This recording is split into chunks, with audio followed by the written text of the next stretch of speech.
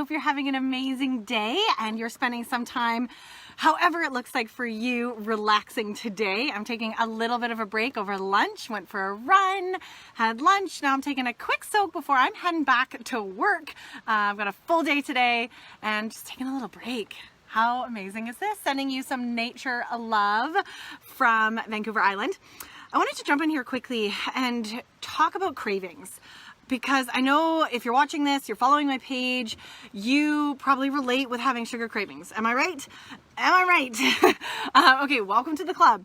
So there's so many reasons that we can actually experience cravings, and you might not really be aware. Some of them might really surprise you. I wanted to jump on here quickly and share 3 of the top reasons why I see so many of my clients having sugar cravings. Not just my clients, human beings, people, you. Of course, we're going to be diving deep into this on day 2 of the 3-part workshop series happening next week. If you're not already registered, come on over and register. You can find the link all over my page here. I'll post it above this video. Get your name on the list. You're going to want to be a part of this workshop series next week. But on day 2 of that, we're going to dive deep into a discussion and really awareness around cravings. So I want to just share 3 really quickly with you. Obviously, I'm just going to share these with you. We're going to dive deep into each of them and the other reasons we have cravings in the workshop. So come and get registered if you want that info, if you want to be a part of that. But what I see are the most common reasons so many of us have cravings. Number 1, I have to start with number 1. The hands down, I think the biggest reason, the most monumental reason that we have cravings for sugar and or food is our emotional connection to food. And obviously this is the big theme of the workshop series next weekend. There's so many parts to our emotional connection to food, but when it comes specifically to sugar cravings, we, ever since childhood, we've been taught to connect all of our emotions to craving for sugar, right? Whether it's joy or sadness. And these connections are so deeply rooted in our subconscious that we continue to operate from those patterns. So these emotional connections throughout the day, we go through a myriad of emotions and feelings, right? And those connect us with sugar. So there's really like a psychological emotional connection that I think is the root of most, like 99% of sugar cravings. And we're going to dive deep into that in the workshop. The second reason, and absolutely it can be at play for so many of us, especially if you're eating a really unhealthy diet full of lots of processed foods, and you have been for years, which so many people have, is the physical cravings, right? So there's no doubt sugar has now been proven to be more addictive than cocaine. It reacts in your brain centers the same as cocaine and hard substances that really stimulate your dopamine center, which is releasing a hormone, like I call it the happy hormone, right? So it makes you feel happy and great, and it actually creates a very addictive pattern in the brain. So on an actual physical level, on a cellular level, your body starts to physically crave sugar. Your body also knows when it's stressed or when you've just exercised that you need energy quick. And the quickest way that your body knows to get energy is from sugar.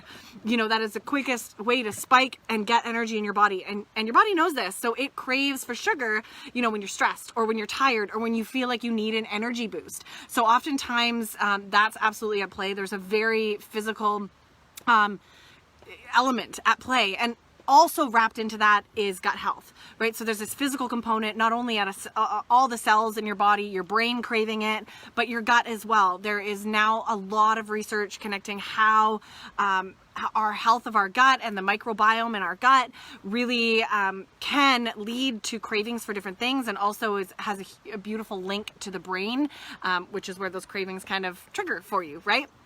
So that's a huge one. Absolutely a huge one. And the last one that I just wanted to share with you, there's so many reasons that we crave sugar, but the last one that I see is really, really common is social pressure.